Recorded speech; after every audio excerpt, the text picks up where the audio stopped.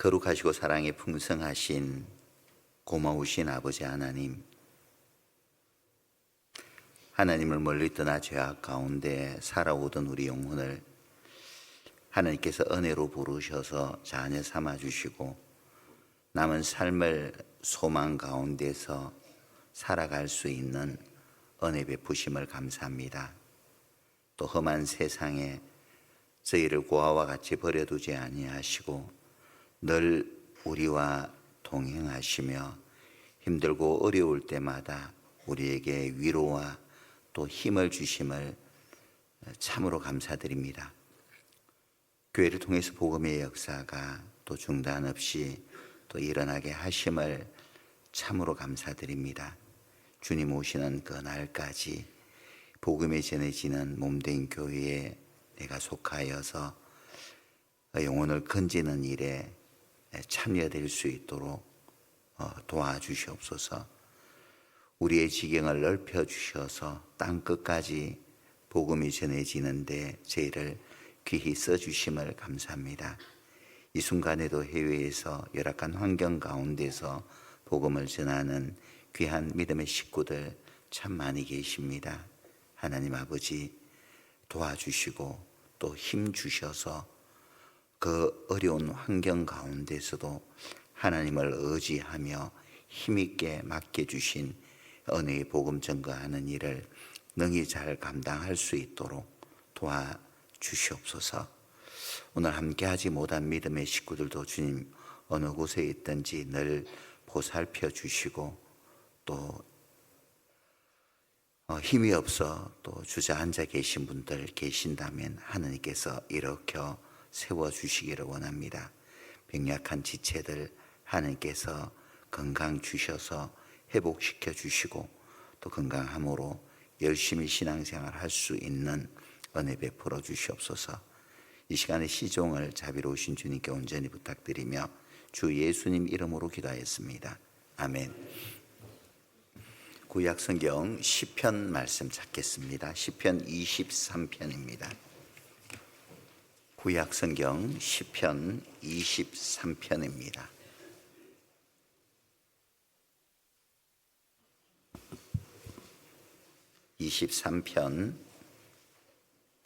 제가 읽어보겠습니다. 같이 한번 읽어볼까요? 시편 23편 말씀을 천천히 같이 한번 읽어보도록 하겠습니다. 여호와는 나의 목자시니 내가 부족함이 없으리로다. 그가 나를 푸른 초장에 누이시며 쉴만한 물가로 인도하시는도다. 내 영혼을 소생시키시고 자기 이름을 위하여 의의 길로 인도하시는도다. 내가 사망의 음침한 골짜기로 다닐지라도 해를 두려워하지 않을 것은 주께서 나와 함께 하심이라. 주의 지팡이와 막대기가 나를 안위하시나이다. 주께서 내 원수의 목전에서 내게 상을 베푸시고 기름으로 내 머리에 바르셨으니 내 잔이 넘치나이다. 나의 평생의 선하심과 인자하심이 정녕 나를 따르리니 내가 여호와의 집에 영원히 거하리로다. 조금 제 본문 말씀을 택하면서 마음에 솔직하게 큰 부담을 느끼면서 말씀을 준비했습니다. 왜냐하면은 시편 23편 말씀은 정말 너무 귀하고 또 아름다운 말씀이거든요. 전 세계 사람들이 가장 좋아하는 시로 꼽는 것이 바로 우리가 함께 읽었던 시편 23편이에요. 이제 우리 주변을 살펴보면은 이제 겨우내 죽은 것 같이 보였던 식물들이 파릇파릇 이제 싹이 나기 시작하는 봄이잖아요. 봄이니까는 한 번쯤은 좀 생각해 보는 것도 또 내 자신의 삶을 좀 돌아보고 또 소재하는 것, 청소하는 것도 필요하지 않을까? 또 재충전하는 것도 필요하지 않을까? 한 편의 시를 읽으면서. 근데 시를 읽는데 무슨 시를 통해서 또 새롭게 한 해를 또 봄을 맞이할 것인가? 시편 23편을 읽으면서 시편 23편은 그 유명한 설교의 황태자라고 했던 찰스 벌전 목사님은 시편의 진주라고 이야기를 합니다. 그만큼 시편 23편은 아름다운 말씀이라는 거죠. 유명한 성경의 주석가인 마이어는 시편 23편은 사막의 오아시스고 아주 거친 산의 쉼터와 같은 것이 시편 23편이다 라고 말을 합니다. 또 어떤 그리스도인은 이 시편 23편을 시편의 나이팅게일이라고 말하는 목회자도 있고요. 또 어떤 목회자는 시편 23편을 묵상하면서 눈물을 흘려보지 않았다면은 그 사람을 어떻게 그리스도인이라 말할 수 있겠느냐라고 말할 정도로 시편 23편은 정말 귀하고 아름답고 우리에게 위로가 되고 또 은혜가 되는 말씀이에요. 근데 이 귀한 주옥과 같은 말씀, 보석과 같은 이 말씀을 형제자매들에게 어떻게 전달할 수 있을까? 제대로 전달할 수 있을까? 많이 고민도 되고 또 기도하면서 또 말씀을 또 준비했습니다. 오늘 다 표현 못할 거예요. 어떻게 이 말씀 속에 감추어진 하나님의 은혜와 사랑을 전할 수가 있겠습니까? 그래서 집으로 돌아가셔서도 한 주 내내, 올 한 달 내내 시편 23편을 또 보시고 계속 묵상하다 보면은 말씀드린 대로 막 눈물이 나기 시작할 거예요. 너무 감사해서, 너무 감격해서 나 같은 사람이 이런 은혜를 받아도 되나 너무 감격스러워서 그런 마음이 들리라라고 생각을 해봅니다. 조심스럽게 시편 23편을 한번 묵상해 보도록 하죠. 시편 23편 1절에 보면은 여호와는 나의 목자시니 내가 부족함이 없으리로다 라는 말씀으로 시편 23편은 시작됩니다. 여호와는 나의 목자시니, 너의 목자, 우리의 목자가 아니라 누구의 목자라고요? 나의 목자, 나의 목자라는 겁니다. 어느 교회 학교 선생님이 이제 학생들에게 가르치면서 우리가 세상을 이제 쭉 살아가는 동안에 힘들고 어려운 일이 찾아올 때마다 하나님이 나의 목자 된다는 것을 꼭 기억하면은 큰 삶의 위로가 될 거다라고 이제 교회학교 학생들에게 교훈을 주면서 시각적으로 이렇게 표현을 했어요. 여호와는 나의 목자라는 것이 영어로 하면은 The Lord is my shepherd가 되거든요. 5단어죠. The Lord is my shepherd. 그게 5단어예요. 손가락이 몇 개예요? 5개. 이거는 누구예요? 나. 힘들고 어려울 때마다 꼭 기억해라. 5 손가락을 펴서 The Lord is my shepherd. 목자는 양을 늘 보호하고 지켜주잖아요. 근데 이제 그 말씀을 들었던 학생들 중에 한 아이가 이제 겨울에 양 한 마리가 없어서 양 찾으러 나가다가 길을 잃어버린 거예요. 한참이 지나도록 아이가 돌아오지 않으니까 동네 사람들이 아이를 찾으러 나갔다가 밤이 되도록 아이를 찾지 못하고 그 다음날 다시 아이를 찾았는데 동굴에서 발견되었는데 아이가 얼어서 동사한 거죠. 죽은 겁니다. 근데 시체의 모습이 특이해요. 엄지손가락을 꼭 이렇게 붙잡고 있더라는 겁니다. 죽는 순간도 하나님이 나의 목자 되신다는 것을 한순간도 잊지 않았다는 거죠. 삶을 살다 보면은 우리도 힘들고 어려운 일들을 많이 만나게 되잖아요. 너무 힘들어서 숨이 목에까지 차는 그런 경우들도 있을 수 있다 생각을 합니다. 다행히 남편이 위로가 되고 아내가 위로가 되고 부모님이 또 말할 대상이 되어서 위로가 되면 좋겠는데 아무 내 주변에 내 말을 들어줄 사람이 없다 생각하면은 정말 힘들고 또 어렵잖아요. 그때마다 우리가 기억해야 될 것이 그렇지. 세상에 아무도 없을지라도 하나님만은 항상 내 곁에 계시지. 양들이 그렇잖아요.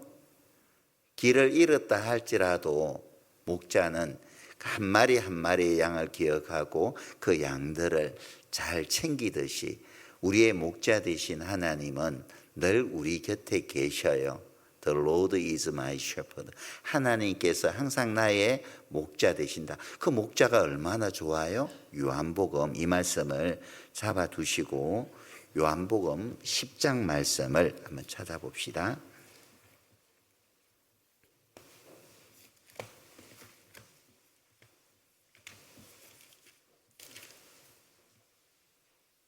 (11절입니다) 11절 같이 한번 읽어볼까요? 나는 선한 목자라. 선한 목자는 양들을 위하여 목숨을 버리거니와. 15절 말씀도 같이 한번 읽어보겠습니다. 아버지께서 나를 아시고 내가 아버지를 아는 것 같으니 나는 양을 위하여 목숨을 버리노라. 나는 누구예요? 예수님이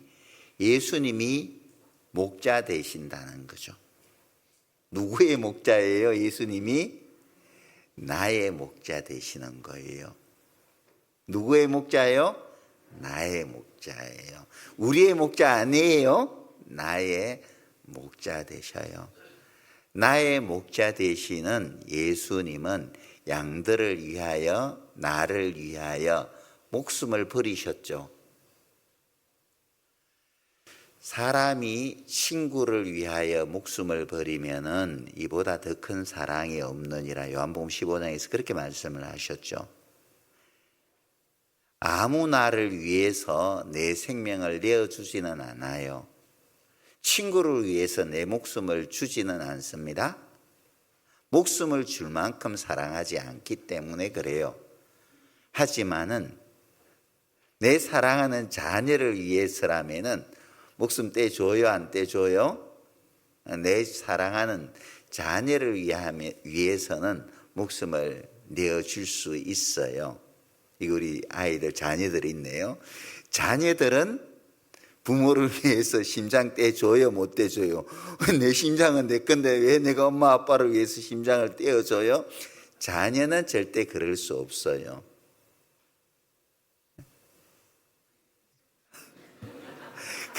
그런데 부모는 그럴 수 있어요. 그만큼 부모는 나를 사랑하는 거예요. 내가 내 아내를 위해서 심장을 떼어줄 수 있어요? 누가 그랬나 모르겠다. 누가 그랬지 방금 막? 근데 물어보면은 남편은 아내를 위해서 심장을 떼어주지 못해도 아내는 의외로 남편을 위해서 심장을 떼어줄 수 있다라고 답변하는 분들이 굉장히 많이 계시더라고요. 그렇죠? 아이, 제가 착각했네. 죄송합니다. 사랑하면은 나의 모든 것을 다 주고 싶어요. 사랑하기 때문에 나에게 있는 모든 것을 다 주고 싶은 거예요. 우리의 목자 되신 하나님은 다 줄 만큼, 아낌없이 다 줄 만큼 나를 사랑하는 거예요. 그러면 족하잖아요. 무엇이 부족해요? 우리가 삶을 살아간 날 동안 진정 나를 아껴주고 나를 위해주고 나를 사랑해주는 그 누군가 한 명만 있으면은 나는 이 세상을 살아갈 수가 있잖아요. 사막을 걷는다 할지라도 그 한 사람이 내 곁에 있다면은 우리는 살아갈 용기를 얻거든요. 세상에서는 그런 사람을 내가 만나지 못했을지라도 우리는 만났잖아요. 주님 만난 후에 참 사랑이 무엇인지 알게 되었습니다. 그분이 바로 나의 목자가 되어 주신 거예요. 얼마나 행복해요. 시편 144편입니다.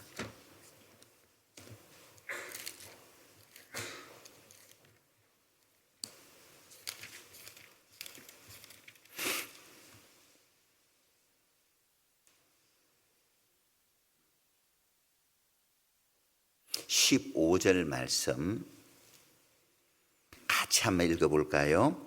이러한 백성은 복이 있나니 여호와를 자기 하나님으로 삼는 백성은 복이 있도다. 이런 백성은 복이 있나니, 어떤 백성요?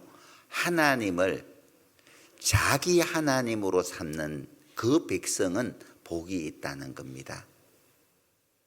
정말 양들을 위해서 자기 목숨을 버려주신 그 목자를 둔 우리는 복 있는 백성이잖아요. 그죠? 이제 나에게 무엇이 더 필요해요? 이만하면 족한 거잖아요. 이만하면은 더 이상 부러울 게 없는 거예요. 뒤에 146편 5절입니다. 146편 5절 같이 읽어보겠습니다. 야곱의 하나님으로 자기 도움을 삼으며 여호와 자기 하나님에게 그 소망을 두는 자는 복이 있도다.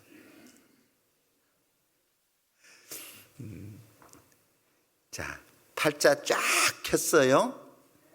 팔자가 쫙 켜졌어요. 복받은 인생이죠. 복받아 더 이상 무슨 더 큰 복이 필요해요? 이스라엘이여 너는 행복자로다. 여호와의 구원을 이같이 얻은 백성이 누구뇨? 이스라엘이여, 구원받은 우리에게 하시는 말씀이잖아요. 너희는 행복자로다. 행복하세요? 정말 우리에게 내가 무엇을 가졌는지를 모르면은 행복하지를 않아요. 크루즈 여행을 하잖아요.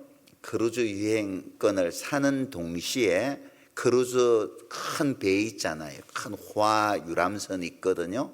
그 티켓을 사는 동시에 티켓 안에서 누릴 것은 다 누릴 수 있는 겁니다.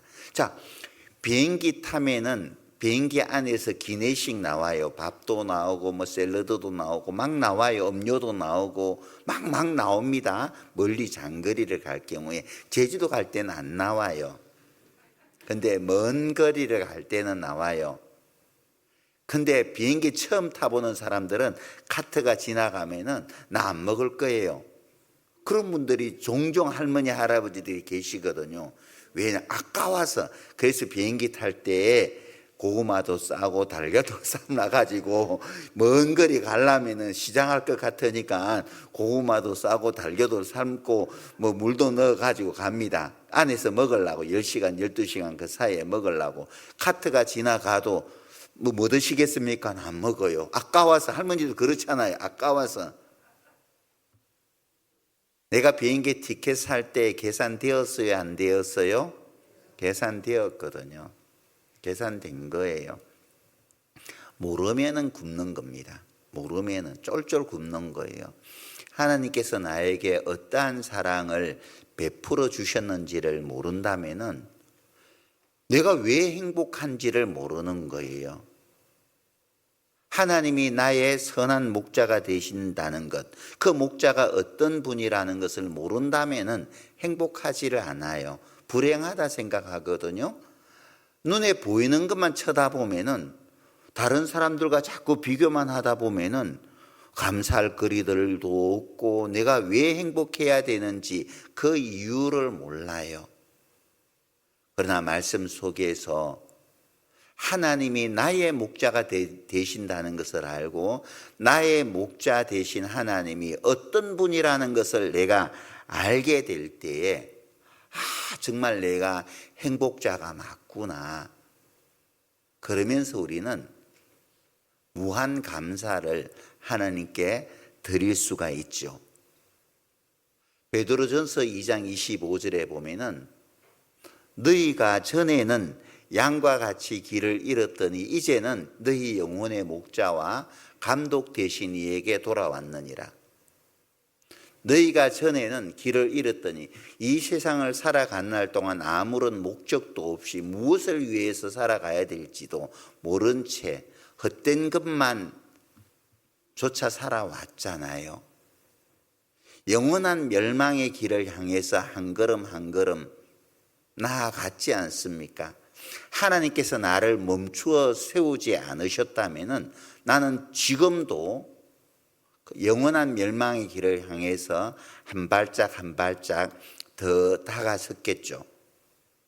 그런데 하나님의 사랑이 나를 불러 세워주셨습니다. 그리고 방향을 돌려놓으셨어요.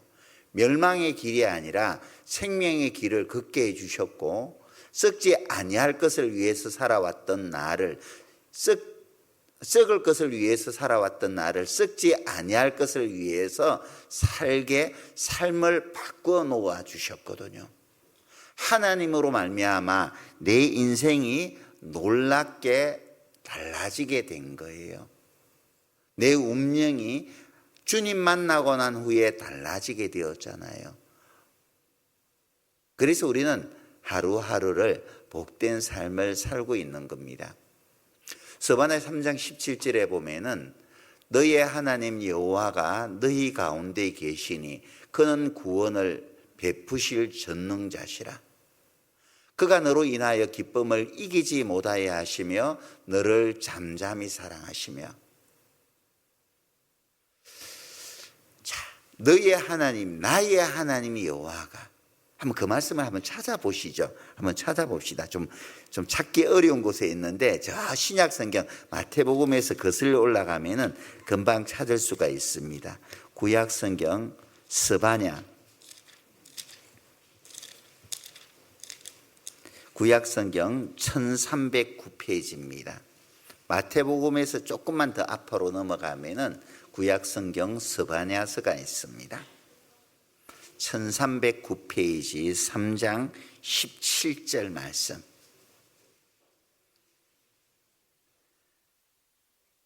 또박또박 천천히 같이 한번 읽어보도록 하죠. 너의 하나님 여호와가 너의 가운데 계시니 그는 구원을 베푸실 전능자시라.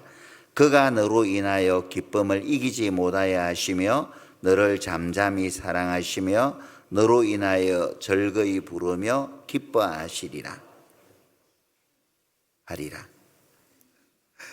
여기에 우리가 말씀을 잠깐 바꾸어서 한번 읽어보죠. 너의 대신에 나의로 1인칭 나로 한번 바꾸어서 또 한번 읽어봅시다. 너를 나로 바꾸는 겁니다. 같이 읽어보죠. 나의 하나님 여호와가 나의 가운데 계시니 그는 구원을 베푸실 전능자시라. 그가 나로 인하여 기쁨을 이기지 못하여 하시며 나를 잠잠히 사랑하시며 나로 인하여 즐거이 부르며 기뻐하시리라 하리라. 좀 색다르죠? 안 느껴져요? 안 느껴지는 것 같네요. 다시 한 번 더 읽어봅시다. 나로 바꿔 읽습니다. 나의 하나님 여호와가 나의 가운데 계시니 그는 구원을 베푸실 전능자시라. 그가 나로 인하여 기쁨을 이기지 못하여 하시며 나를 잠잠히 사랑하시며 나로 인하여 즐거이 부르며 기뻐하시리라 하리라. 좀에 느껴져요? 예. 나의 하나님 여호와, 너라면은 좀 멀리 느껴지잖아요. 나의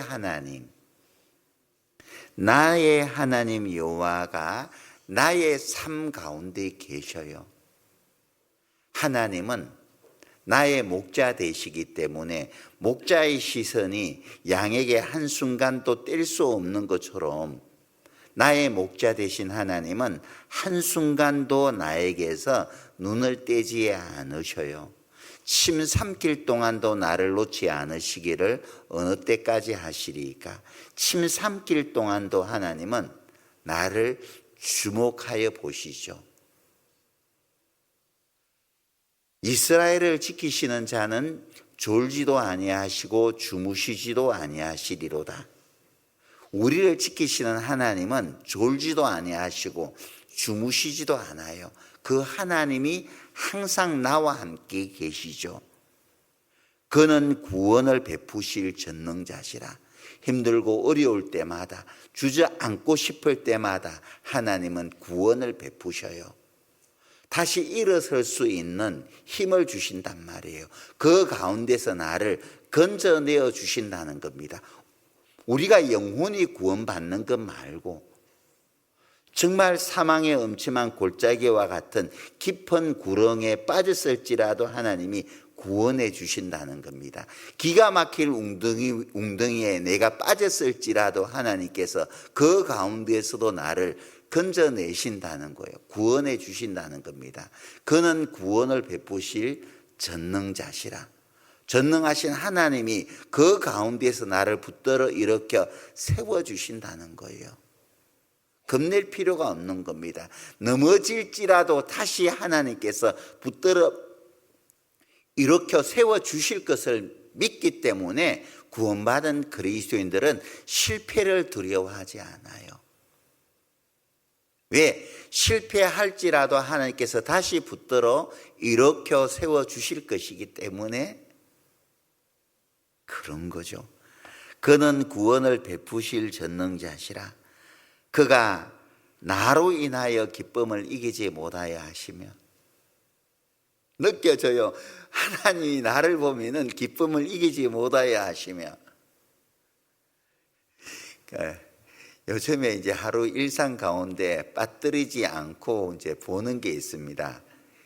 이제 가로늦게 제가 이제 저희 자녀가 결혼하기 전에 이제 저보다 나이는 어리지만 먼저 이제 자녀를 출가시킨 이제 전도인들이 이제 같은 방에서 잠을 자기 전에 계속 핸드폰 보고 시시덕거리는 것이 이해가 안 돼서 뭘 봐 하면은 이제 손주들 본다고 이렇게 봐요. 이해가 안 되고 뭘 저렇게 좋아서 저렇게 할까?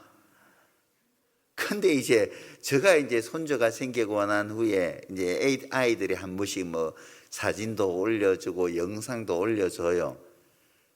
이제 그게 보는 낙의 하루예요. 이렇게 봅니다. 그거 보고 이제 한 번씩 웃는 거예요. 기쁨을 이기지 못하는 거예요. 뭐 좋다고 남들 보면 웃을 거예요. 그거 뭐 좋다고 그렇게 볼까? 경험해 보지 않으면 몰라요. 또 이제 우리 저보다 나이 드신 뭐 분들 집사님들이 앞에서 내가 이런 말 하기는 죄송합니다. 나중에 같은 기쁨을 주시라 생각합니다. 그래요. 사랑하는 사람을 쳐다보면은 기뻐 죽겠어요. 그죠? 기쁨을 이기지 못하여 하시며. 그런 마음이 있어요. 하나님도 마찬가지예요. 영원한 지옥 길로 한 걸음 한 걸음 나아가는 나를 볼 때에는 하나님께서 얼마나 안타까워 하셨겠어요. 아이고, 저 길로 가면 안 되는데, 저 길로 가면 안 되는데, 그런 내가 이제 생명의 길로 돌아섰을 때에 잃은 양을 찾았을 때 목자가 어때요? 돌아와서 잔치 벌렸다고 했죠. 너무나 기쁜 나머지 잔치 벌린 거예요. 기쁨을 이기지 못하여서. 그죠? 돌아온 나의 모습을 쳐다봤을 때 하나님은 기쁨을 이기지 못하시는 거예요. 좋아 죽는 거예요. 아기가 있잖아요. 키우다가 실수로 밥 그냥 우는 소리가 맘맘맘맘맘맘 이러면서 이제 아기가 우는데 엄마는 그 부모는 어떻게 그 소리를 들어요? 얘가 엄마 했다 하잖아요. 엄마라고 안 했는데 맘맘맘맘맘맘맘맘맘 이랬는데 엄마 했다고. 그게 부모 마음이에요. 우리가 조금씩 성장하는 모습을 보면서 하나님은 그렇게 기뻐하셔요. 제가 그렇네. 이거 제가 걷기 시작했어. 너무 기뻐하잖아요. 철이 들어서 있잖아요. 부모 생일이라고 해서 조그마한 거 붕어빵 하나 사왔을 때 얘가 철 들었네. 너무 기뻐하는 거예요. 기쁨을 이기지 못해야 하는 겁니다. 하나님이 변화되는 내 자신의 모습을 보시면서 또 기쁨을 이기지 못하여 하신단 말이에요. 나를 잠잠히 사랑하셔요. 남녀 간의 사랑은요, 막 쉽게 사랑했다가 쉽게 식어져 버려요. 처음 만났을 때는 니 죽고 내 죽고 식으로 막 그렇게 둘이 없으면 못 살 것 같이 사랑하다가 조금 수틀리면은 그냥 휙 하고 돌아서 버리잖아요. 하지만은 부모가 나를 사랑하는 사랑은 요란하지 않아요. 요란하지 않으면서 사랑하지 않는 것 같으면서 은근히 사랑하잖아요. 잠잠히. 그렇게 하나님이 우리를 사랑해 주신다는 거잖아요. 즐거이 부르며 기뻐하시리라. 항상 하나님께서 나와 동행하기를 원하신다는 거예요. 그 하나님이 우리 곁에 있다는 것이 얼마나 큰 축복인지 은혜인지 모르죠. 여호와는 나의 목자시니. 이런 하나님께서 내 곁에 계신데 뭐가 부족한 게 있어요? 그래서 여호와는 나의 목자시니 내가 부족함이 없으리라. 부족할 게 없는 거예요. 그분이 나에게 있는데 뭐가 부족해요? 삶에 부족한 게 있어요? 없어요. 출애굽한 이스라엘 백성들이 광야 생활하는 동안에 부족함이 있었나요? 없었어요.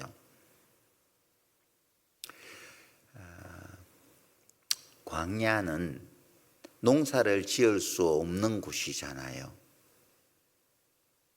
사막이기 때문에 광야에서는 농사 짓는 것은 불가능한 겁니다.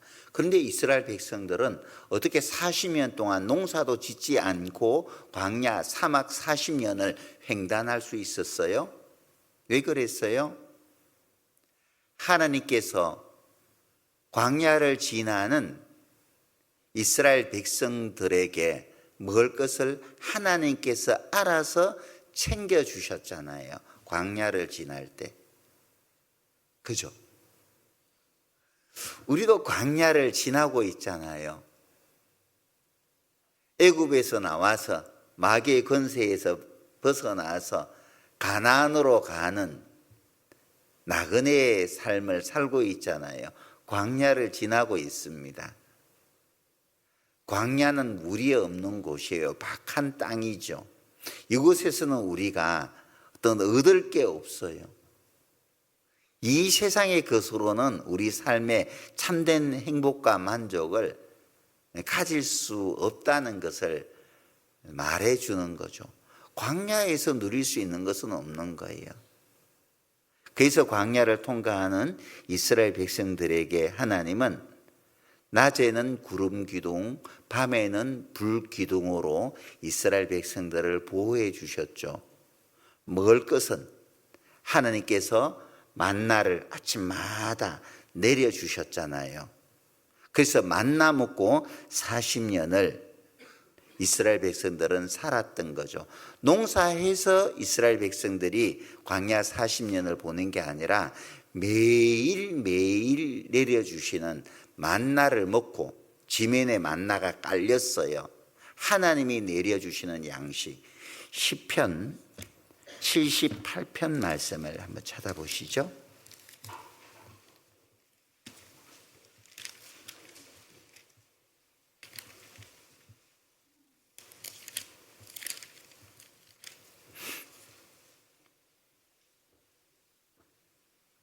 (19절입니다) 19절.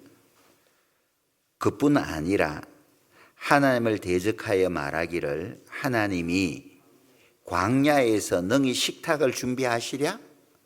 이스라엘 백성들은 믿지 않았거든. 하나님께서 우리 먹을 거, 우리 필요 다 채워주실 수 있겠느냐? 이스라엘 백성들은 그렇게 생각했지만은 하나님께서는 이스라엘 백성들이 광야를 지날 때 광야에서 멋진 식탁을 베풀어 주셨잖아요.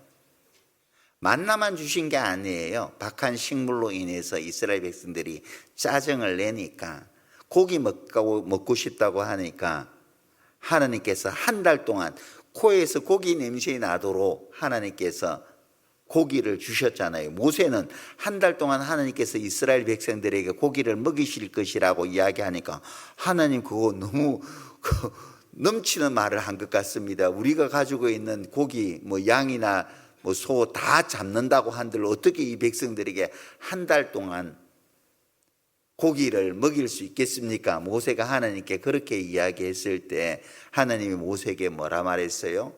여호와의 손이 짧아졌느냐? 왜 네가 하나님 나를 의심해? 그러면서 한 달 동안 고기 먹여주셨죠. 메추라기를 불게 해서 날아오게 해서 메추라기가 지면에 쫙 깔리도록 하신 겁니다. 메추라기 고기, 그 쇠고기 먹으면 맛있잖아요. 참새고기 먹고 안 드셔보셨겠구나. 맛있어요. 이거 되게 맛있거든요. 한 달 동안 고기를 먹게 하신 거예요, 하나님께서. 마찬가지예요. 우리 삶을 살아가는 날 동안 하나님은 부족함이 없도록 하나님께서 필요할 때마다 채워주셔요. 시편 37편에 보면은 내가 어려서부터 늦기까지 그 자손이 주림을 당하거나 글식함을 보지 못하였다라고 말씀을 하셨거든요. 우리가 사는 날 내내 하나님께서는 우리가 필요한 모든 것들을 다 채워주신다는 겁니다. 시편 34편도 한번 보시죠.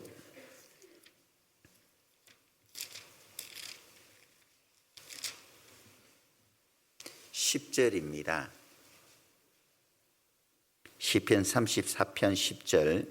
젊은 사자는 궁핍하여 줄일지라도 여호와를 찾는 자는 모든 좋은 것에 부족함이 없으리로다. 젊은 사자는 궁핍하여 줄일지라도, 세상 사람들은 굶주림에 시달릴 수 있을지라도 하나님의 양은, 여호와를 찾는 자는 모든 좋은 것에 부족함이 없으리로다. 하나님은 내가 하나님을 의지하며 살아갈 때에 내 삶에 필요한 것들을 나보다 먼저 아시고 채워주셔요. 양의 필요를 누구보다 잘 아는 것이, 양의 컨디션을 누구보다 잘 아는 것이 누구예요? 목자잖아요. 목자는 양을 계속 살피기 때문에 병든 양들 압니다. 잘 먹지 않는 양들, 아침에 목자가 하는 일이 뭐예요? 양을 살피는 일이잖아요. 쭉 돌아보면서 혹 병든 것이 없나? 혹 아픈 놈이 없나? 계속 살펴보는 겁니다. 그래서 병든 것은 고쳐주고 제대로 먹지 못하는 것은 따로 음식을 챙겨다가 먹여도 주고, 그렇게 하지 않습니까? 목자는 세심하게 양들을 살피는 거예요. 분에 넘치도록 먹이면은 탈나잖아요. 그러니까 먹는 것을 안 줘요. 그렇잖아요. 왜? 많이 먹어서 탈날까 봐 안 주는 것이지 필요하면 먹는 만큼 먹을 만큼 주지요. 왜 안 주겠어요? 우리도 마찬가지예요. 나에게 맞는 만큼 주셔요. 감당할 수 없는 것은 하나님이 안 주셔요. 감당할 만큼 됐을 때 나에게 꼭 필요한 것들로 하나님께서 채워주신단 말이에요. 많이 내가 받기를 원한다면은 내 마음의 그릇을 넓혀 보셔요. 내 신앙의 그릇을 넓혀 보셔요. 자꾸 신앙의 경험치가 쌓여갈 때에 신앙생활은 이론이 아니라 체험하는 것이거든요. 머리로 아는 게 아니라 삶을 통해서 깨달아 알아가는 거예요. 깨달아 알아가는 만큼 더 내 자신의 삶을 하나님께 온전히 맡길 수가 있습니다. 머리로만 알아서는 온전히 내 삶을 의탁할 수가 없거든요. 이렇게 살아보니까 되구나. 경험해 본 사람들이 더 바짝 하나님을 붙잡고 따라가게 되어 있는 거예요. 8절 한번 봅시다. 34장 8절. 바로 위에 있죠? 같이 한번 읽어볼까요? 너희는 여호와의 선하심을 맛보아 알지어다. 그에게 피하는 자는 복이 있도다. 너희는 여호와의 선하심을 맛보아 알지어다. 맛보아 알아가라는 것은 뭐예요? 경험해서 알아가라는 겁니다. 하나님이 얼마나 멋있고 하나님이 얼마나 좋은 선한 목자인지 경험에 알아가라는 겁니다. 경험에 알아갈 때에 하나님을 더 붙잡고 의지할 수 있는 거예요. 하박국서 3장 17절에 보면은 비록 무화과나무가 무성치 못하고 포도나무에 열매가 없으며 감람나무에 소출이 없으며 밭에는 식물이 없으며 우리에는 양이 없으며 외양간에는 소가 없을지라도. 참 불행하죠. 그죠? 무화과나무를 내내 잘 관리했는데 겨울을 잘 나게 해주었고 봄에 적당한 퇴비도 거름도 줬는데 무화과나무가 여름에 따먹으려고 했는데 열매가 하나도 없어요. 포도나무에 여름에 포도를 따먹을까 싶어서 봄에 가지치기도 해주고 또 거름도 줬는데 포도나무에 여름에 열매가 하나도 안 달렸어요. 그래서 포도주도 담그지도 못하고 열매도 따먹지도 못한 거예요. 참 속상하겠죠. 그죠? 감람나무에 올리브 나무에는 나름대로는 잘 가꾼다고 가꿨는데 올리브 열매가 하나도 없네요. 감람나무에는 소출이 없어요. 밭은 있는데 농사가 안 돼서 거둬들일 게 없어요. 밭에는 식물도 없어요. 우리에는 양이 없어요. 병들었는지 어째 됐는지 우리에는 빈 우리만 있지 양들은 한 마리도 없어요. 외양간에 마땅히 있어야 될 송아지 한 마리 없단 말이에요. 한 해를 보내면서 얼마나 우울하겠어요. 이 상황이라면 가진 게 아무것도 없잖아요. 얼마나 우울해요. 그런데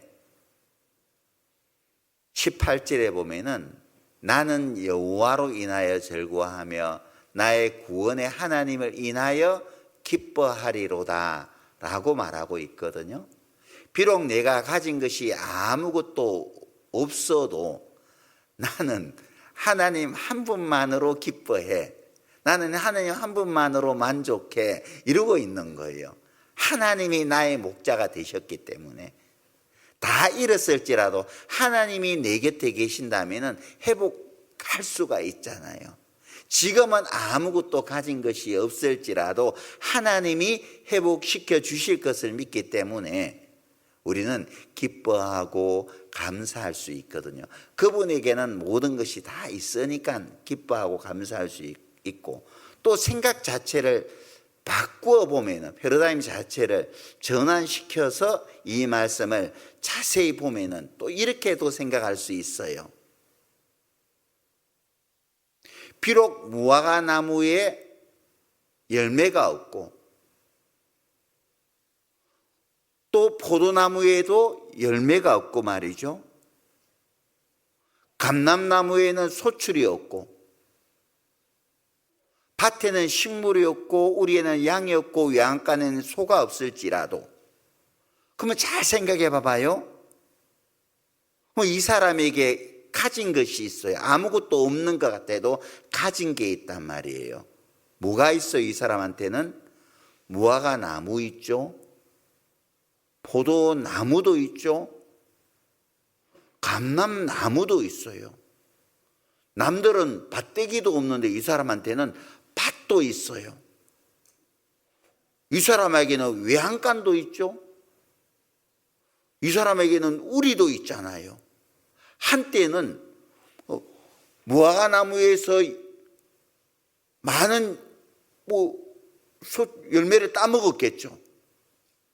포도나무에서 열매를 한때 많이 따먹었었던 때도 있었다는 겁니다.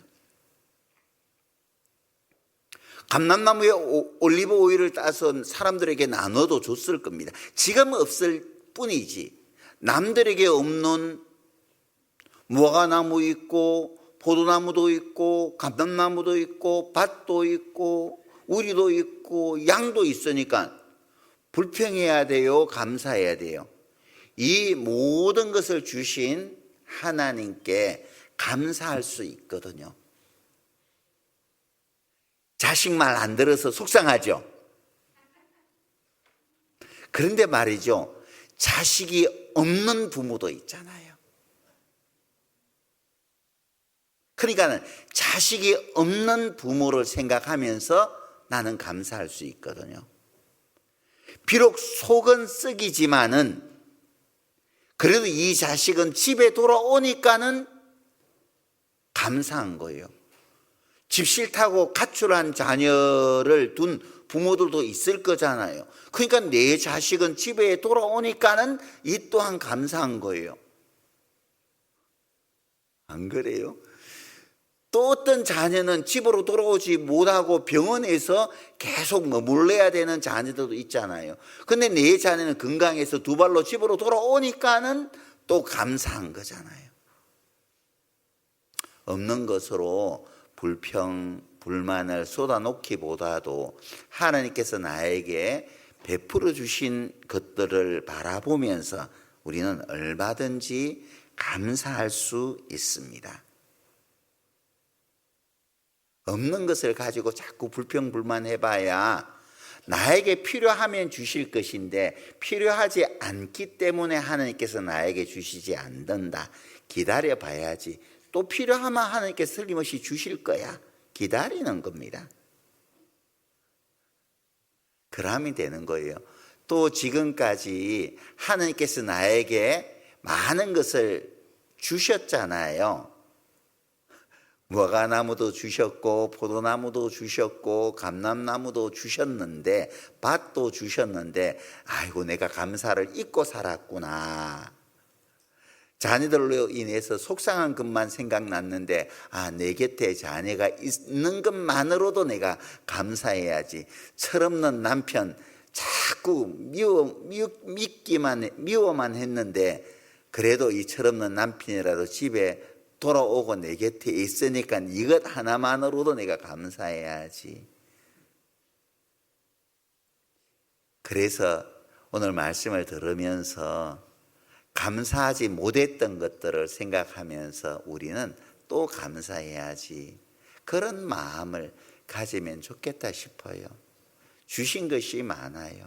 선교 다니다 보면은 참 우리는 하나님께 너무 많은 것을 받았다. 그런 생각이 들어요.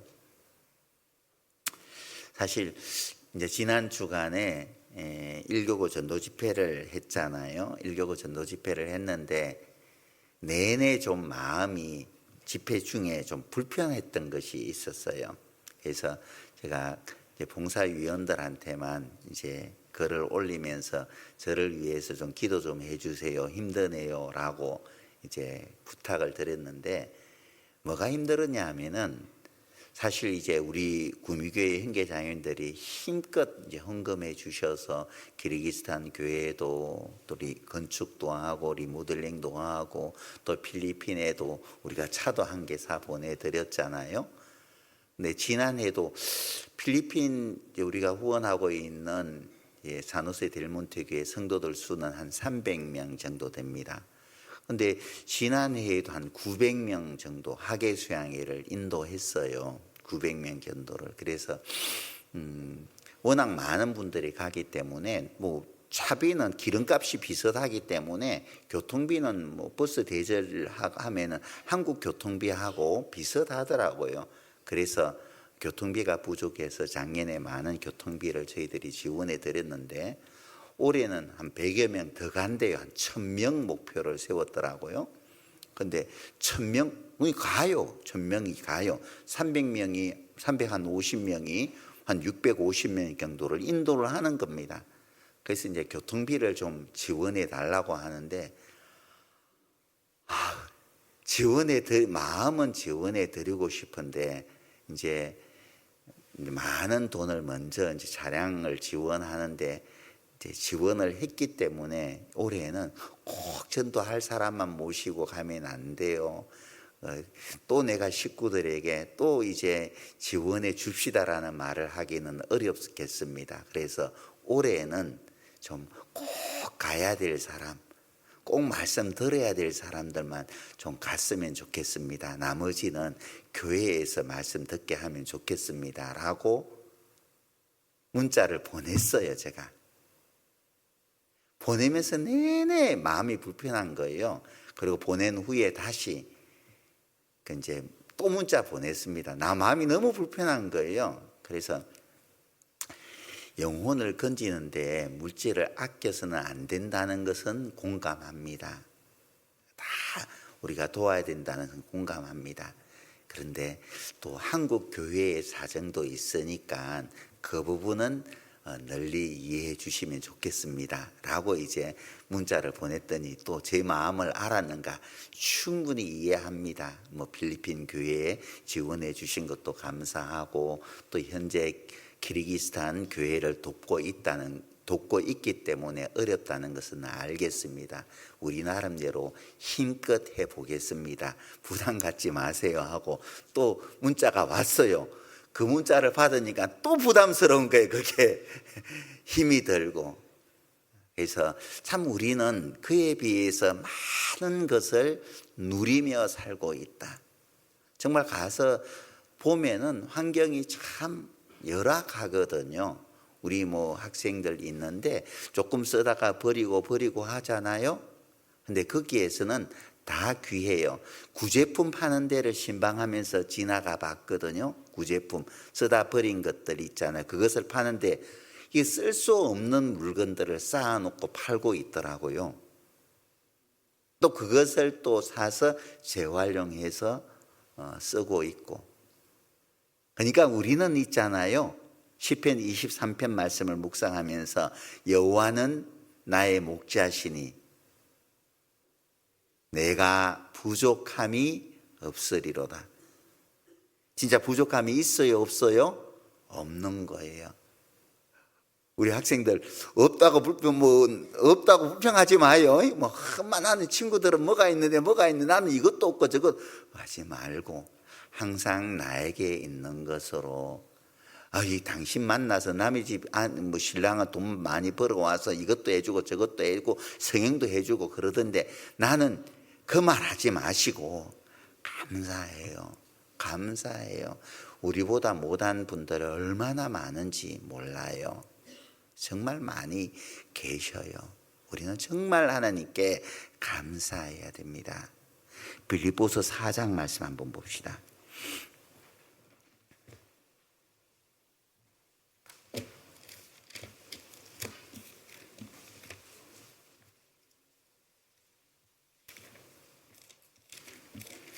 빌립보서 4장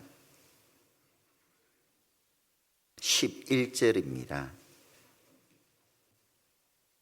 11절 내가 궁핍함으로 말하는 것이 아니라 어떠한 형편이든지 내가 자족하기를 배웠노니 내가 비천에 처할 줄도 알고 풍부에 처할 줄도 알아 모든 일에 배부르며 배고픔과 풍부함과 궁핍에도 일체의 비결을 배웠노라. 내게 능력 주시는 자 안에서 내가 모든 것을 할 수 있느니라.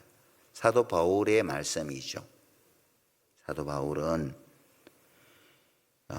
어떠한 형편이든지 자족하기를 배웠다 그랬어요.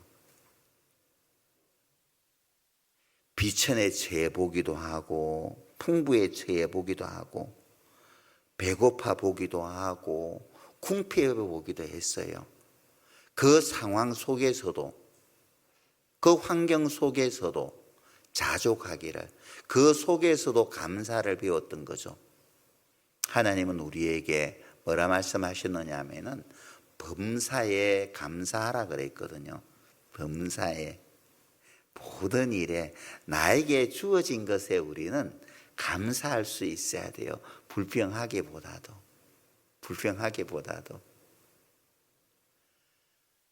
시편 74편에 보면은 낮도 주의 것이요 밤도 주의 것이라고 말씀을 하셨거든요. 세상의 모든 사람들은 낮에서 밤으로 가지만은 우리는 밤에서 낮으로 가고 있잖아요. 서양 사람들은 이 땅에서 삐까뻔쩍하게 살아가지만은 우리는 이 땅에서는 좀 초라하게 보여도 또 없어 보여도 또 궁핍해 보여도 훗날 주님 앞에 가게 되었을 때는 이 세상에서 누리지 못했던 그 이상의 모든 것들을 주님 앞에 가게 되었을 때 다 누릴 사람이잖아요. 그러니까 이 세상에 사는 날 동안에는 우리는 밤인 거예요. 어두운 거예요. 이 세상의 것에는 소망이 없잖아요. 근데 우리는 낮을 향해서 가잖아요. 그래서 하나님께서 창조의 과정을 보면은 첫째 날과 둘째 날이 시작되는 것이 저녁이 되며 아침이 되니 이는 첫째 날이라. 저녁이 되며 아침이 되니 이는 둘째 날이라. 저녁이 되며 아침이 되니 이는 셋째 날이니라. 하나님의 하루는 저녁에서 아침으로 가는 거예요. 하나님의 자녀인 우리의 삶도 저녁에서 아침으로 가는 거예요. 따라서 지금 조금 힘들고 어렵다고 하더라도 모든 것을 다 잃은 것처럼 말이에요. 풀이 죽어서 그렇게 살지 마세요. 서양 사람들이 봤을 때 저 사람 다 잃었으면 뭐 풀이 죽어 있어야 되는데 말이죠. 기가 꺾여 있어야 될 것 같은데 근데 막 쌩쌩하거든. 왜 그렇지? 저렇게 살 수 없는 사람인데 왜 저 사람은 저렇게 사냐고. 남들이 알 수 없는 기쁨이 우리에게는 소망이 있으니까 모르니까 궁금하게 여기도록 만들어주는 거예요. 왜 그래? 뭐가 있어서 그렇게 항상 입이 귀에 걸렸어? 그렇게 말할 수 있도록 우리는 살아가는 겁니다. 그래서 모든 일에 자족하기를 배우노라. 있는 것으로 감사할 수 있는 여호와는 나의 목자시니 내가 하나님이 나의 목자 되신 것만으로도 우리는 만족하며 살아갈 수 있었으면 하는 바람이죠. 다시 시편 23편 말씀을 돌려보시겠습니다.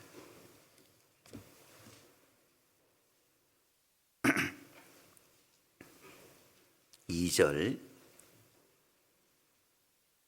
그가 나를 푸른 초장에 누이시며 실만한 물가로 인도하시는도다. 그가 목자 되신 하나님이 나를 푸른 초장과 실만한 물가로 인도해 가신다는 거예요. 부모는 자녀를 사랑하기 때문에 자녀에게 좋은 것을 아끼지 않습니다. 모든 것 다 해주고 싶은 것이 부모의 마음이에요. 그죠? 능력이 없어서 못 해주는 것은 있을 거예요. 부모는 능력이 없어요. 죄송합니다. 능력이 다 있으면 해줄 거예요. 능력이 없으니까.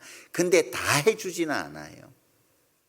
다 해주는데 내일 모레 서울에서 BTS 공연을 했나요? 모르겠다. 하잖아요. 했나? 안 했나?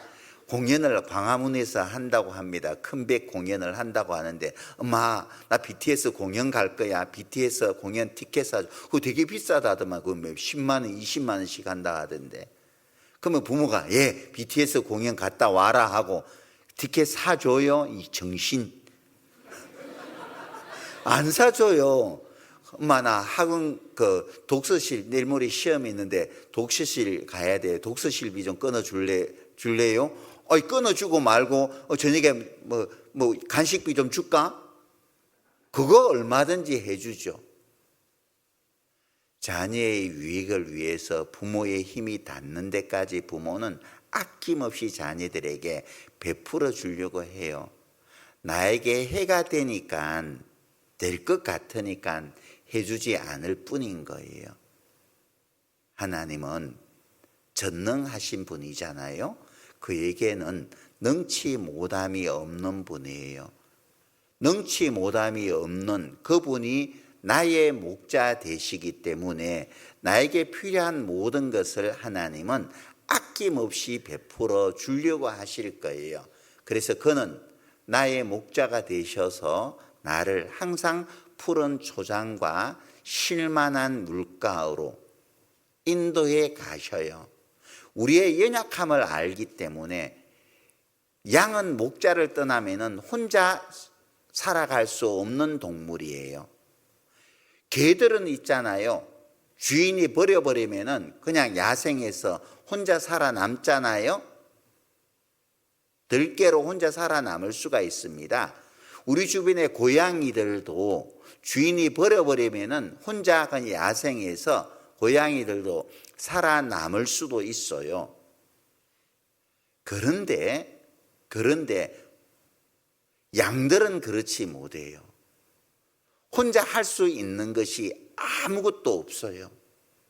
목자가 인도해야만 양들은 살아남을 수가 있는 겁니다. 가다가 혹시 잘못되어서 넘어지기라도 한다면은 이 양은 발이 굉장히 짧잖아요. 그래서 혼자 일어설 수가 없어요. 목자가 보고 이렇게 붙들어 이렇게 세워줘야만 이 양은 다시 일어설 수 있단 말이에요. 그만큼 양은 어려워요. 여려요. 약하단 말이에요. 얼마나 어리석느냐 하면은 풀을 뜯어 먹다가 독초 무더기로 가서 독초를 뜯어 먹고 옆에 있는 양이 죽는 것을 양이 봤다면은 다른 양도 아이 큰일 났다 이건 독초인가 보다 하고 그 풀들을 안 뜯어 먹을 거잖아요. 근데 양들은 미련해서 말이에요. 독초를 뜯어 먹고 옆에 있는 양이 죽어가도 그것을 모른 채 양들은 또 그 독초를 먹고 있단 말이에요. 그만큼 양들은 독립성이 없어요. 혼자 살아남을 수 없는 그런 동물이에요. 목자가 돌보아주지 않으면은 살 수 없는 동물이 양인 거예요. 우리가 그래요. 양처럼 참 미련하고 어리석기도 하고요. 아닌 것이라는 것을 알면서도 굳이 고난의 길을 고집 부리면서 꾸역꾸역 해요. 그죠?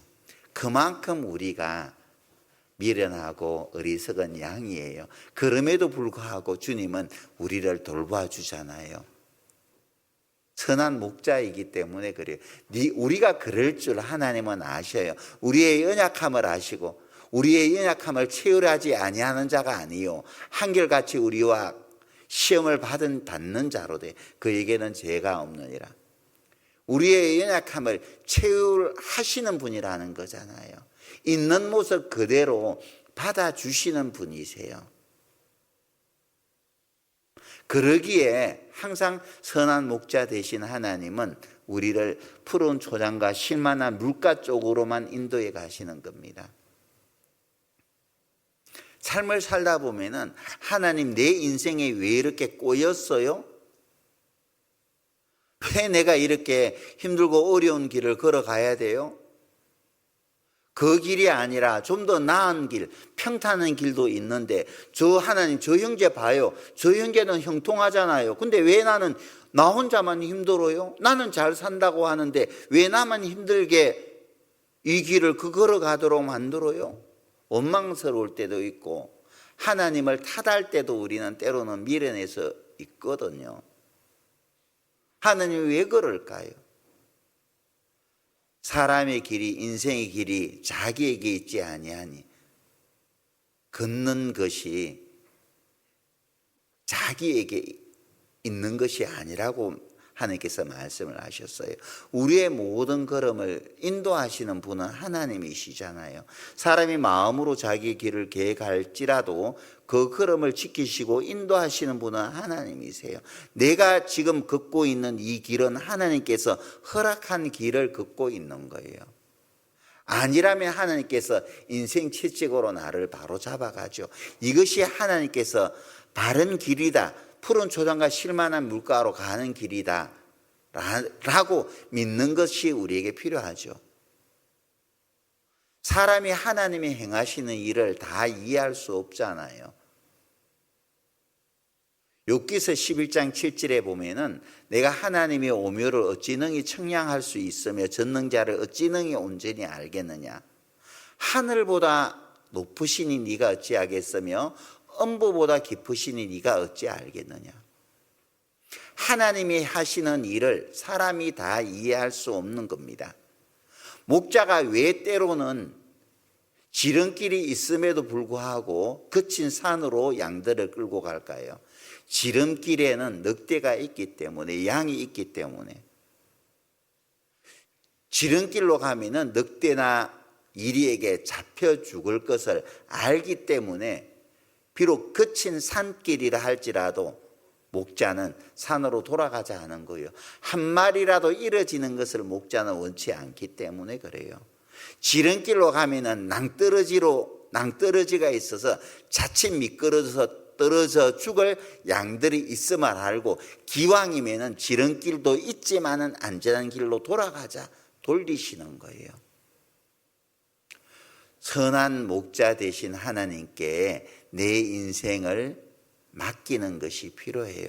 이해가 되지 않을지라도 선한 목자 되신 하나님께서 지금 이 순간도 나를 푸른 초장과 쉴만한 물가로 인도해 가신다는 것을 우리는 믿자는 겁니다. 믿자는 거예요.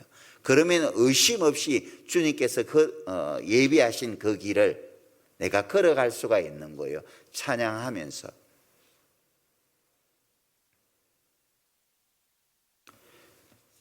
이사야서 55장 말씀을 봅시다.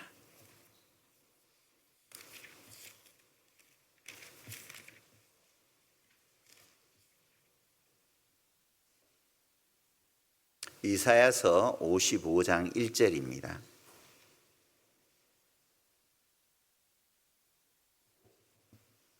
너희 목마른 자들아 물로 나오라. 돈 없는 자도 오라. 너희는 와서 사 먹되 돈 없이 값없이 와서 포도주와 젖을 사라. 너희가 어찌하여 양식 아닌 것을 위하여 언을 달아주며 배부르게 못할 것을 위하여 수고하느냐. 나를 청종하라. 그리하면 너희가 좋은 것을 먹을 것이며 너희 마음이 기름진 것으로 즐거움을 얻으리라. 목마른 자들아 물로 나오라. 생수의 근원 대신 하나님께로 나오라는 겁니다. 그러면은 하나님께서 우리의 목마름을 채워주신다는 거예요. 주님께 내 자신의 삶을 맡길 때에 쉴만한 물가에 도달할 수 있는 거예요. 나의 영혼의 갈증을 해결할 수가 있는 거죠. 목자의 손을 뿌리 쳐버리면은 그리고 내 생각대로 간다면은 나는 낭떠러지로 추락할 수밖에 없는 거예요. 양은 시력이 워낙 안 좋기 때문에 바로 불과 몇 미터 앞도 보지 못하는 겁니다. 갑작스럽게 낭떠러지가 나타나면은 양들은 그냥 그대로 추락하고 마는 거예요. 내일 내 앞에 어떤 일이 펼쳐질지 아는 사람은 아무도 없어요.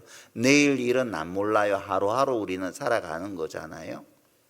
내가 모르기 때문에 앞에 어떤 일들이 닥칠지 모르기 때문에 내 생각대로 내 방법대로 나에게 주어진 삶을 살아가는 게 아니라 내 자신의 삶을 온전히 선하신 목자 되시는 하나님께 맡기고 하나님이 인도하는 대로 내 생각대로 하려고 하지 말고, 때로는 교제하다 보면은 모든 것을 다 결정해 놓고 교제가 들어오는 때가 있어요.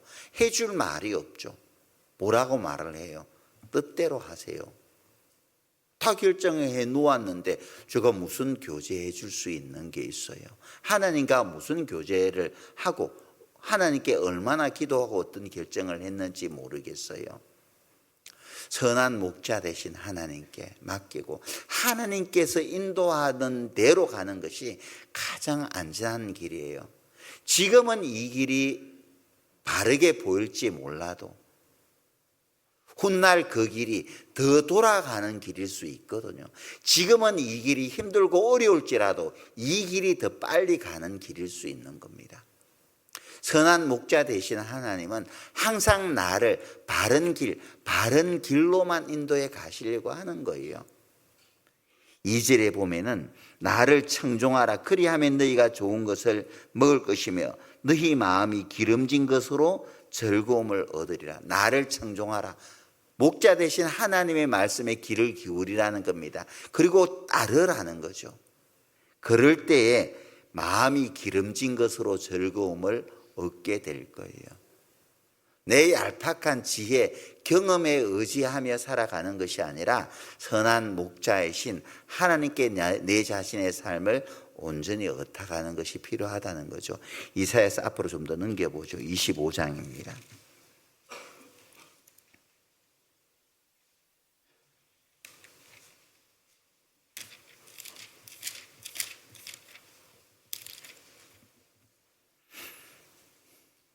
(4절입니다) 25장 4절 같이 한번 읽어보죠.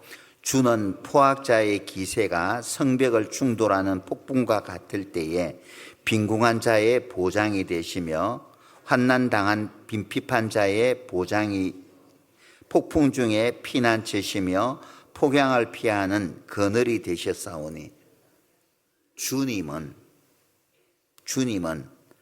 포악자의 기세가 성벽을 충돌하는 폭풍과 같을 때 사람들이 나를 집어삼킬 듯이 덤벼들 때에 빈궁한 자의 보장이 되시며 요새가 되어주신다는 거예요. 나는 빈궁한 자로서 나를 집어삼킬 듯이 나에게 덤벼드는 그 포악자의 공격을 감당할 수 없을 것 같았는데 하나님께서 이런 빈핍한 자의 보장이 되어주신다는 거예요. 요새가 되어주신다는 거예요. 방패가 되어주신다는 거죠. 얼마나 감사한지 모르죠. 환난 당한 빈핍한 자의 보장이 요새가 되어주시고 폭풍 중에 피난처가 되어주시고 폭양을 피하는 그늘이 되어주시겠다고 나에게 말씀을 해주시고 있는 거예요. 목자 되신 하나님은 나의 방패막이가 되어주시는 겁니다. 언제라도 내가 피할 수 있는 그늘이 되어주시겠다는 거예요. 따뜻하게 나를 감싸주시겠다는 거잖아요. 선한 목자시기 때문에 그분은 항상 나에게 좋은 것을 아끼지 않아요. 푸른 소장과 실만한 물가 아끼지 않는 분이셔요. 이사야서 49장 뒤로 다시 한번 돌려보시겠습니다. 8절.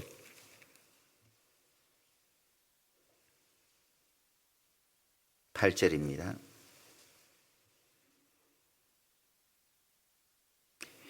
여호와께서 또 가라사대 은혜의 때에 내가 네게 응답하였고 구원의 날에 내가 너를 도왔도다. 내가 장차 너를 보호하여 너를 백성의 언약을 삼으며 나라를 일으켜 그들로 그 황무하였던 땅을 기업으로 상속케 하리라. 내가 잡혀 있는 자에게 이르기를 나오라 하며 흑암에 있는 자에게 나타나라 하리라.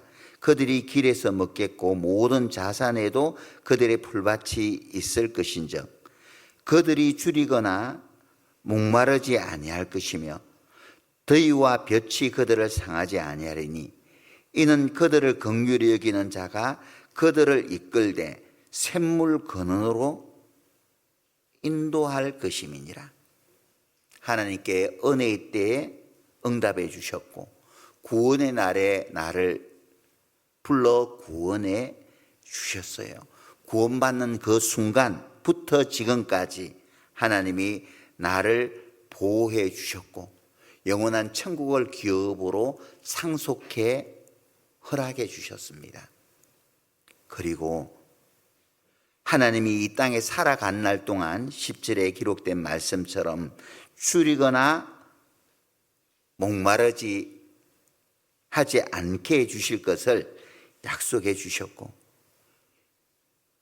환난의 빛이 나를 상하지 않게 해 주심하고 하나님께서 나에게 약속해 주셨습니다. 하나님께서 샘물 근원으로 쉴만한 물가로 또 나를 인도해 주실 것을 약속해 주셨어요. 주님 앞에 가는 날 동안 이 생명 다하는 그 날까지 선한 목자 되신 하나님은 늘 내 곁에서 나를 지키시고 보호하시고 내게 부족함이 없도록 나의 모든 필요를 하나님께서 은혜로 넉넉히 너끈히 채워주실 것이에요. 지금 이 순간 내가 걷고 있는 이 길이 혹시 굽어 돌아 보일지라도 이 길이 하나님께서 가장 푸른 초장과 쉴만한 물가로 나아가는데 안전한 길이라는 것을 우리는 믿고 하나님이 내 길을 인도하시기 때문에 이 길이 가장 나에게 안전한 길이라는 것을 조금도 의심하지 말고 조금 이 길을 걷다 보면은 얼마 지나지 않아서 푸른 초장과 쉴만한 물가가 펼쳐질 것을 머릿속에 그려보며 기쁨과 감사함으로 순례자의 길을 걸어갈 수 있어야 되지 않을까? 불평하지 말고 하나님께서 의연히 알아서 푸른 초장과 쉴만한 물가로 인도해 가지 않을까?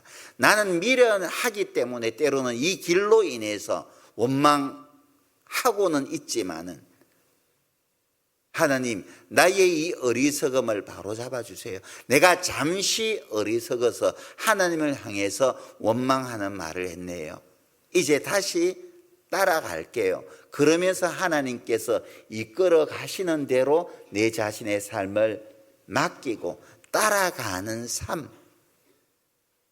그러다 보면은 조금 지나서 머지 않아서 하나님께서 나를 위해서 예비해 두신 푸른 초장과 쉴만한 물가를 우리는 틀림없이 만나게 될 겁니다. 호세아서 11장 말씀 한번 봅시다.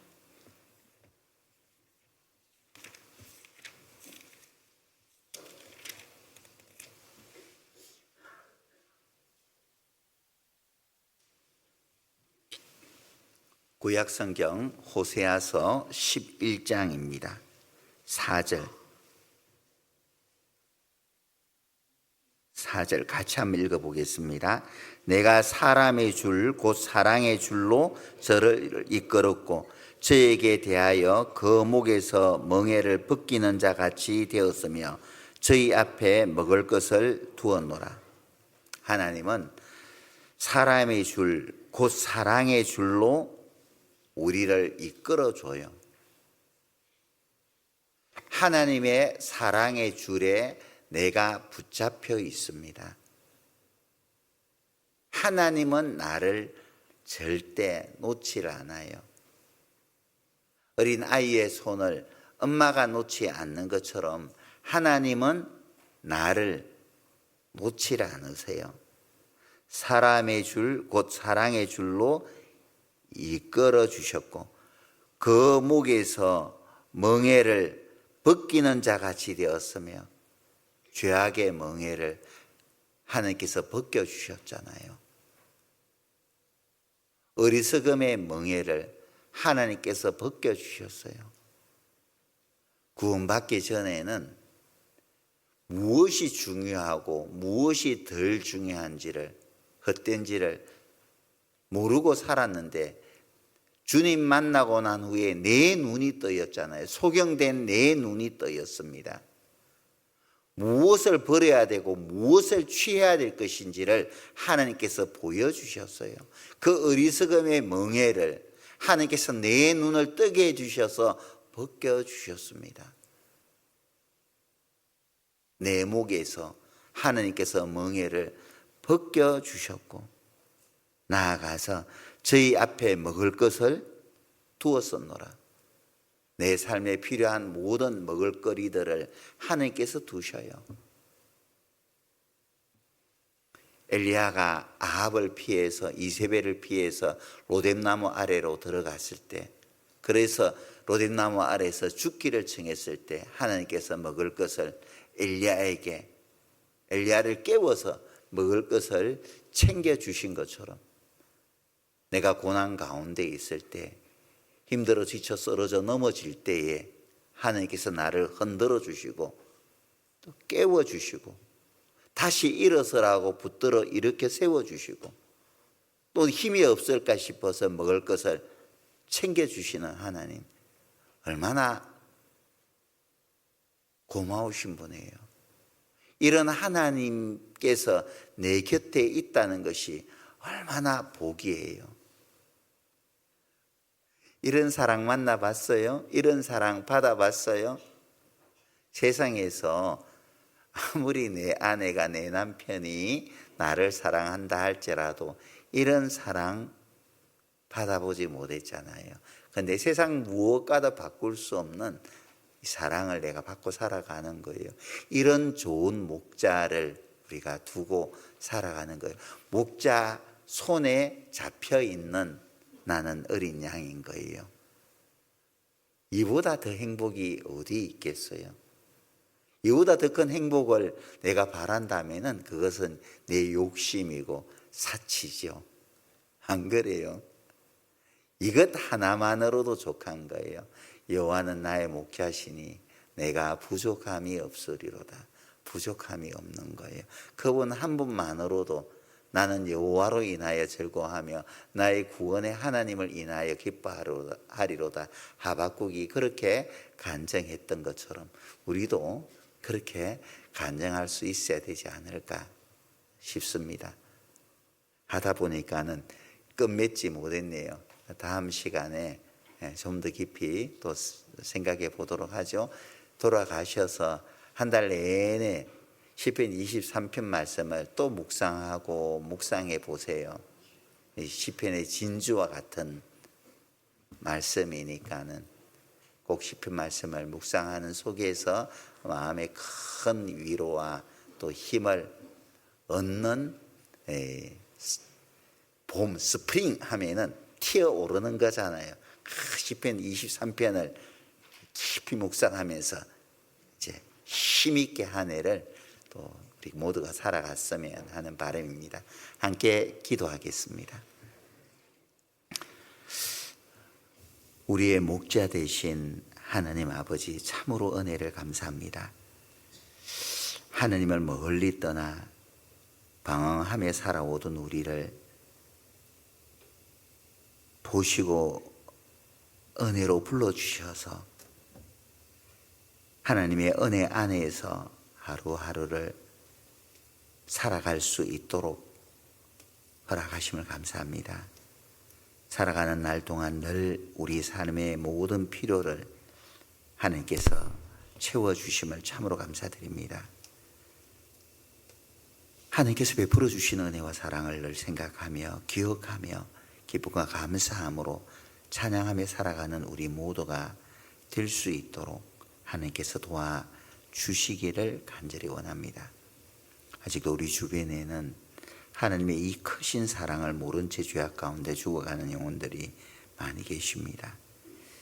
하나님께서 그들의 영혼 또한 긍휼히 여겨주셔서 말씀 앞으로 나올 수 있도록 도와주시고 그들에게도 하나님의 이 복음의 빛이 비추어질 수 있도록 도와주시옵소서. 또 3월에 계획된 오전 전도 집회를 통해서도 하나님의 영광이 나타나는 귀한 시간이 될 수 있도록 주님께서 허락하시고 또 축복해 주시기를 간절히 원합니다. 말씀을 증거하실 또 신석철 목사님의 입술도 주장해 주셔서 하나님의 사랑과 능력을 선포함에 조금도 부족함 없도록 인도해 주시옵소서. 남은 하루도 하나님의 은혜 안에서 귀한 시간 보낼 수 있도록 도와주시옵소서. 우리 구주 예수님 이름으로 기도하였습니다. 아멘.